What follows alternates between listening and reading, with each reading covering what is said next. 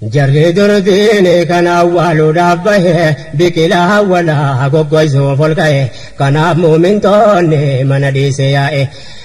waan hamaa fakkaatee booda gaarii tahee islaamummaan caalaatti biyya hunda wal gahe jaarraa dheeraa addunyaa kan hoogganu ta'e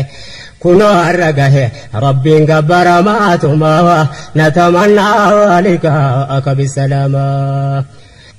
ummata akkasiitiin diiniin ijaarame kanarra maalummaan isaa dagatame utuu lamaan taa'u jaahilli sheekome hakkiin rabbii fakkiin namaa wallaalame haraamaa falaallee walitti laaqame maqaa islaamaa baate namni wal zollome hamiidhaaf namiimaa wal shashakkee dhume hakkii walii nyaachuun aadaa taasifame akkuma waan laaftu wa'iitti ilaalame bora akkamiin ta'an tasarraanfatame gaafa guyyaan keenyaan fuula rabbii deeme maaltu abdatame jettume yaa namaa natamannaa liqaa'aka bisalaama yaa rabbi nasrii kee nurraan fageessine amree waan jabaate nurratti neessine diinii keerraa garaa nu murachiisine aduwwee keenya nutti hin gammachiisine karaa haqiiqaarraa nu gufachiisine yaa Allah khaa'ina tokko milkeessine amman ilma namaa fayyanu hundiisine zallamuuf fayyanu lamuun mirgeessineef atargaa dhagahaadha rahiim yaa rahmaani namni ilma namaa meedhu aaran galfatini yoo rabbitti amane of hin millatini Allah yaa rahmaani nurraa qabi zaalimaa natamannaa liqaa'aka bisalaama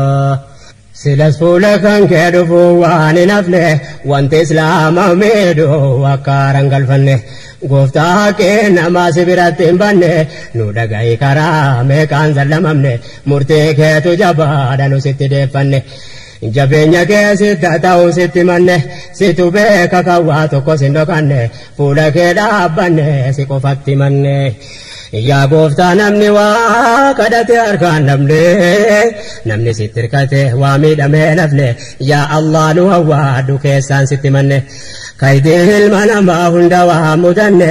hin himannu fuula ilma namaa dhaabbanne sitti malee abadan murtii kee abdanne qabaan keetu jabaadha kanaaf sitti yanne sumatti deeffanne murtiin keetu cimaa natamannaa liqaa'aka bisalaama yaa nama obboleessa islaamaa tammaatu sharri halkanii guyyaa namatti macaatu yaa arrabaarraa ragaa sobaa baatu yaa kan murtii rabbii borraabbachuu kaatu waan fedhe haasofsiisuun Allahattiin jabaatu kulli waan uummanni walirratti hojjetu rabbiin hundaa beekaa tokko san dhokatu rabbiin nama biraa ragaan barbaaddatu qaama keeti gaafas ragaa sitti taatu yaa namticha namaa islaamaatti hammaatu akka nama duniyaa zalaalam jiraatu ani hin beeyne wallaahi waan boratti taatu gaafii si dhihaatu deebiin kee maaluma natamannaa liqaa'aka bisalaama rabbiin nu adeegsu haala akkasii keessa gariin wal hamatee maqaa wal balleessa nama akkam wal jaallatu walirraa fageessa shakkii jidduu kaa'ee jaalala balleessa seenee addaan diigaa jidduu obboleessa afaan mi'eeffatee dubbii fafakkeessa namni walii galuu taate dhukkubnisaa akka ta'e tahee zanni wal balleessa jidduu mujtamaa seenee faffacaasa kana biraa eessaan duratti deemama natamannaa liqaa'aka bisalaama kana jiru nasrii nutti asin dhiyaatu baay'eedha kan maqaan islaama fakkaatu kan namuma miidhuuf halkan guyyaa kaatu kan sobaan kasasee waa namaa fudhatu kan amaanaa fuudhee kayyanee dhorkatu kan ollaan sodaata wajjiniin jiraatu yaa namticha islaama ta'a kana taatu gaafi rabbii borii jalaana jaambaatu yaa qixaata rabbii akka inni jabaatu dubbiin akkarraa utaalan hin taatu yaa qoonqoo duniyaa irratti dafqa namaa nyaatu bor kaffaluun nafu xiqqoo guddoo taatu yookii ofirraa baase yookaan yaafootu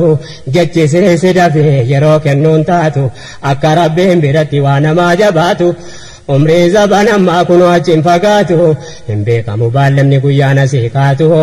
rabbiin qofa beeka har'aa bor hataatu fagaatu dhihaatu guyyaana sadeema natamannaa lika bisalaama ergaan nabii rabbii keenyarraa nu gahe akka namni waliin miineef seera kaa'e quraanaa hadiisaaf ulamaa nu kaa'e jidduu ummata islaamaa obbolummaa kaa'e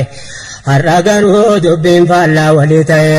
ummanni islaamaa addaan faffaca'e akka ta'uun taane akka hin taane ta'e boodan hima kan hin jedhe bira gahe sababa firqaati namni addaan faca'e yaadaan faffaca'e wajjin jira qaama natamannaa lika akka bisalaama